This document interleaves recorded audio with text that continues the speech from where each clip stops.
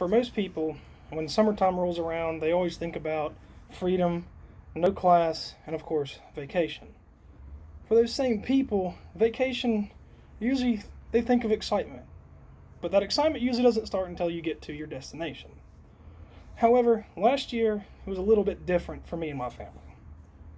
The morning we were planning on leaving, my brother and I were loading up the car with our luggage and the beach chairs and everything else you would need for a beach trip, when I heard a hissing sound coming from the front yard. Now, being from a rural wooded area, it isn't uncommon to run into several venomous snakes throughout those 3 summer months we have.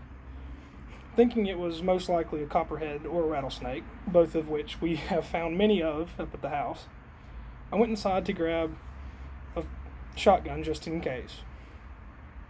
Once I went towards the source of the hissing sound, though, I noticed a possum in the yard that wasn't moving like a possum would. Of course, thinking that it was playing dead, I approached and saw a lot of small motions around the non-moving possum. Now, I noticed those small motions turned out to be baby possums crawling all over the place, probably within a 5 by 5 foot area.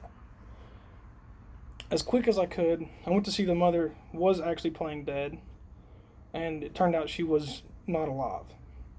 The possums around, the babies around them were so young that they couldn't even open their eyes yet, let alone know where they were crawling to.